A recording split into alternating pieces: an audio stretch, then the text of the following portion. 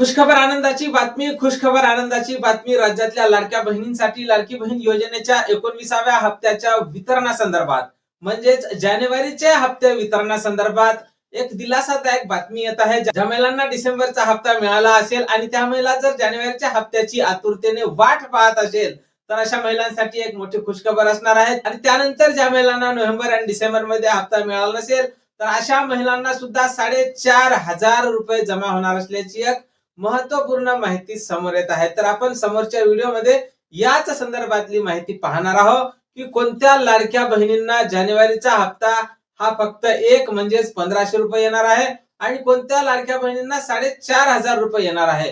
त्यानंतर e KYC संदर्भात काही नवीन अपडेट आहे का?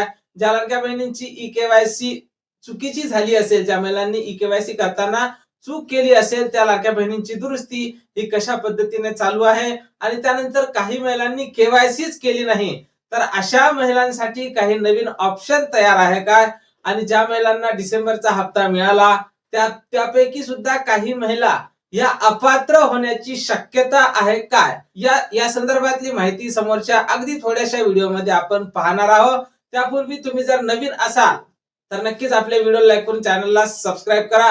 व्हिडिओ अगदी थोडासा असणार आहे, महत्वपूर्ण आणि माहितीपूर्ण असणार आहे. तुम्ही व्हिडिओला स्किप करता त्यामुळे तुम्हाला सर्व माहिती ही समजत नाही. त्यामुळे तुम्हाला समजेल अशा भाषेत आपण अगदी सविस्तरपणे अगदी थोड्याशा व्हिडिओमध्ये संपूर्ण माहिती पाहणार आहोत. लाडकी बहीण योजनेच्या ज्या काही नवीन अपडेट असतील, ज्या काही या 1-2 दिवसाच्या नवीन घडामोडी असतील त्या संदर्भातली सर्व माहिती. आता उदाहरणार्थ राज्याचे अर्थमंत्री पद अजून कुणाकडे गेलं नाही, त्यामुळे जोपर्यंत अर्थमंत्र्याची साईन होत नाही तोपर्यंत निधीला मंजुरी दिल्या जात नाही.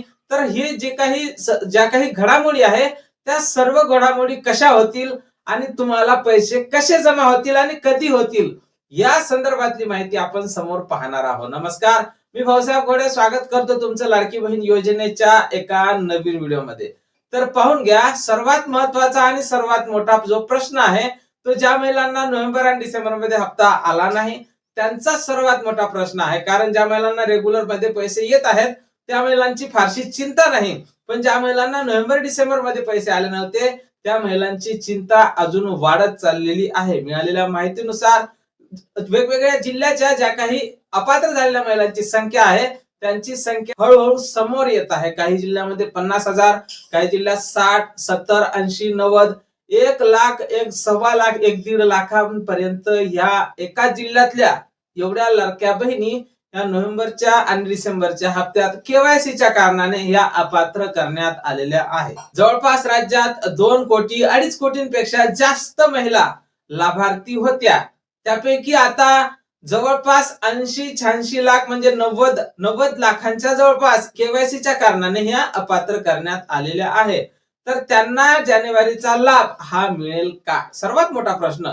तर पाहून घ्या लाडक्या, तुम्हाला डिसेंबरचा हप्ता मिळाला होता काय? मला नक्कीच कमेंटमध्ये कमेंट करून सांगायचं आहे, कारण हा सर्वात महत्वाचा प्रश्न असणार आहे. आणि ज्या महिलांना डिसेंबरचा हप्ता मिळाला होता त्या महिलांना समोरचा हप्ता तर मिळणारच आहे. पण ज्या महिलांना डिसेंबरचा हप्ता सुद्धा मिळाला असेल तरी सुद्धा अशी माहिती समोर येत आहे की पुन्हा चौकशी ही होणारच. कारण पुणे जिल्ह्यात जवळपास 1,000पेक्षा जास्त पुरुषांनी लाडकी बहीण योजनेत लाभ घेतला असल्याची बाब उघडकीस झालेली आहे आणि तशी माहिती सुद्धा समोर आलेली आहे. त्यामुळे पुणे जिल्ह्यात पुन्हा जे काही महिला असतील त्या सर्व महिलांची पुन्हा तपासणी होणार आहे. त्यामुळे तुम्हाला जर लाभ मिळाला असेल, सुरळीत लाभ चालू असेल तरी सुद्धा पुन्हा निकष हे तपासले जाऊ शकतात. ज्या महिलांचं उत्पन्न 2.5 लाखांपेक्षा कमी असेल, ज्या महिलांच्या कुटुंबात कोणी आयकरदाता असेल, कोणी सरकारी कर्मचारी असेल, कोणी पेन्शन घेत असेल, निवृत्ती वेतन घेत असेल, कुणी 1,500पेक्षा जास्त रुपयांचा अदर कुठल्याही योजनेचा, राज्य शासन असो की केंद्र शासन असो, कुठल्याही योजनेचा जर तुम्ही लाभ घेत असाल तर सुद्धा तुम्हाला लाडकी बहीण योजनेतून अपात्र केल्या जाऊ शकते. किंवा तुम्ही जर पीएम किसान योजना, नमो शेतकरी योजना अशा जर योजनेचा लाभ घेत असाल तरी सुद्धा तुम्हाला लाडकी बहीण योजनेतून अपात्र केल्या जाणार नाही.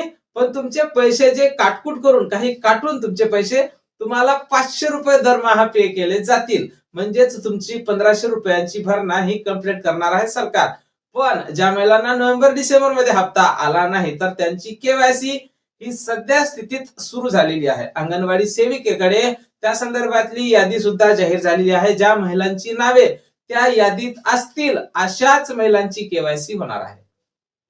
आता माझ्याकडे काही महिलांची कंप्लेंट आलेली आहे की आम्हाला लाडकी बहीण योजनेचा लाभ मिळाला नाही, तरी सुद्धा आमचं नाव त्या दुरुस्तीच्या यादीमध्ये आलेलं नाही. तर लाडक्या बहिणींनो, तुम्ही काळजी करू नका. तुमचं नाव हे दुसऱ्या टप्प्यात येऊ शकते.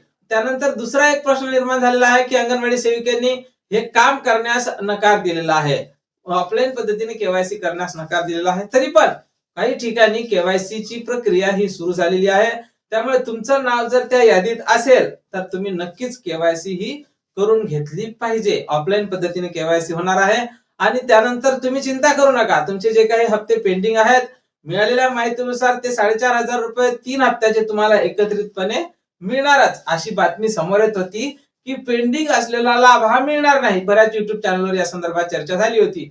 पण आता प्रसार माध्यमांवर आणि युट्यूब चॅनलवर, दैनिक वर्तमानपत्रात आणि काही आमदार जे असतील यांनी सुद्धा सांगितलेलं आहे की जे काही जुने पैसे असतील, पेंडिंग पैसे असतील, ते पैसे लाडक्या बहिणींच्या खात्यावर जमा केले जातील. पण कधी जमा केले जातील? तुमची केवायसी सध्या सुरू आहे, तुमचे डॉक्युमेंट गोळा करणं सुरू आहे. तुमचे जे डॉक्युमेंट आहेत ते अंगणवाडी सेविकेकडे जातील. त्यानंतर तुमची जी काही प्रक्रिया असतील ती प्रक्रिया इथून पूर्ण होईल, जिल्हा स्तरावर जाईल. जिल्हा स्तरावरून तुमची काय प्रक्रिया असेल ते पूर्ण होऊन राज्य स्तरावर जाणार आहे. त्यानंतर लाडकी बहीण योजनेकडे, महिला व बालविकास मंत्रालयाकडे ती यादी जाणार. त्यानंतर पुन्हा तुमची काय निकष असतील ते तपासले जातील. त्यानंतर तुमची नावे हे लाडकी बहीण योजनेमध्ये अपडेट केल्या जातील आणि त्यानंतरच तुम्हाला लाडकी बहीण योजनेचा लाभ हा सुरू होणार आहे. आणि हे सुद्धा पाहण्यासारखं असणार आहे की पेंडिंग लाभ तुम्हाला देईल की मागच्या प्रमाणेच सुरुवात ज्या हप्त्यापासून तुम्ही पात्र झाले त्याच हप्त्यापासून तुम्हाला लाभ मिळेल. हे सुद्धा पाहण्यासारखं असणार आहे. पण तुम्ही जर पात्र असाल तर पेंडिंग हप्ते जाऊ द्या, पण तुम्हाला पुढचे सर्व लाभ हा 100% मिळणार आहे. त्यामुळे केवायसी ही नक्की तुम्ही करून घ्या. तर आता सर्वात महत्वाचा प्रश्न, जानेवारीचा हप्ता कोणाला मिळणार?